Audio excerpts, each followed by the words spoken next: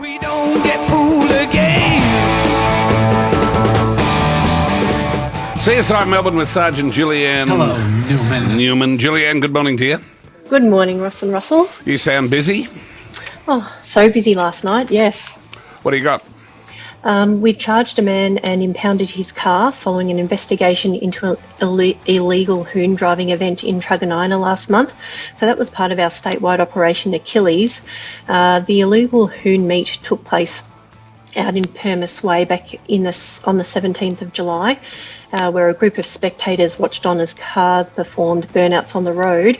That warrant was executed last night in Cobblebank. A 26-year-old man from Melton South was arrested and his Commodore seized along with phones and some electrical equipment. So he's actually been remanded overnight, charged with multiple counts of reckless conduct, endangering people, drive in a manner dangerous, careless driving, unlicensed driving also, and using an unregistered vehicle. So he'll appear before Sunshine Magistrates Court today. So that operation is definitely gaining traction. I'm trying to work out whether that was a deliberate joke. Gaining traction. I was distracted by the fact that it was Operation Achilles. Is it Operation Achilles because most of the participants are Greek, or because you're trying to bring them to heel? Oh, I like the second option. yeah, very good. Doesn't matter. Because Achilles was a Greek god, was he not? And I think so. who was dipped in a river? Dipped in a river, but to make him all powerful. But God had to hold him by the back of his heel and dipped him into the river. But the bit where he was holding, where his heel was not powerful. Here we go. Achilles. There we go. There's something to do with nymphs there.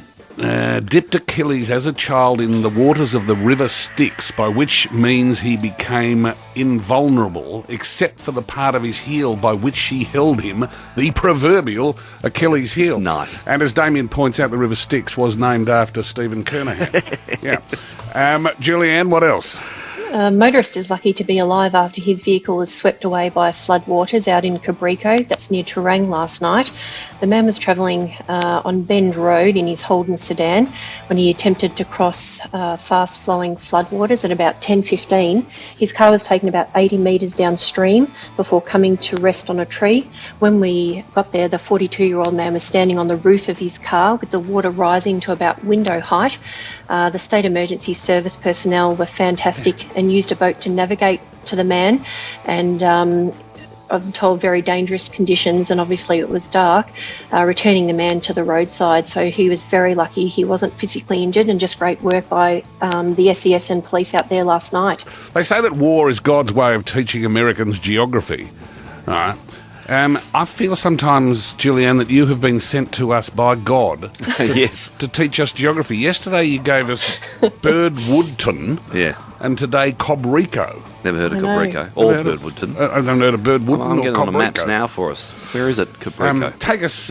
It's funny because we were off air before we joined you, Julianne. We were playing a game called ski field tennis, right? Because we're dealing with geography. Yeah. International ski field tennis. Can you serve? Yes. Go on, give us a international ski field. Aspen. Nice. Nice. See, nice. There we go. You've brought up the chalk. Vale. I'm so not a snower though. Zermatt. What was that one that started with A that everyone used to go to? In Austria, maybe. But it was... Yeah, Austria. Yes. Are you able to return serve, Val Julianne? was there. Yeah. No. Chamonix. Oh, nice. I'm trying not to look at the screen where Scorch has put. Oh, that's nice of him. Are we allowed to do Australian ones? Queenstown. Yeah, well, that's a Oh, cracker. beautiful. What about some in Perisher, Yeah. maybe? Yeah. Threadbow. Have you ever been to Which Thredbo? gives us the expression the Threadbow dollar. What's that? $100. Because things are very expensive up at Threadbow. Yes. Julianne, we didn't let you finish. What else you got? I've still actually got two more things. We've released some images of a beautiful looking boat, a black, red and white Scarab speedboat. That boat and its trailer was stolen from outside a business in Oakdean Grove in Laverton in May. What I'm told is that that boat was actually moved to that location at about 2 p.m. on the day it was stolen. Prior to that, it hadn't been there, so that's interesting in itself. So our Hobsons Bay Crime Investigation Unit are investigating the theft of that $120,000 speedboat. The man was only there for 15 minutes and has hooked the boat and trailer up to his Toyota Hilux Tray Ute. We've got a picture of that on our website, so we'd love anyone with information about that to Crime Stoppers on 1800 333 000. And something to leave us with. I'll just finish off. Our homicide squad detectives have been up in Numurkah last night following the death of a man, and what we've been told is this man went to investigate a noise outside his property in Prentice Lane before a suspected gunshot was heard at about 8:45 p.m. Sadly, that man was then found injured outside the home and died at the scene. So we've had a crime scene set up there while detectives work to establish the circumstances on that one. Anyone with information, again, to Crime Stoppers, please. Good on you, Julianne. Lovely to chat. Thanks for your week.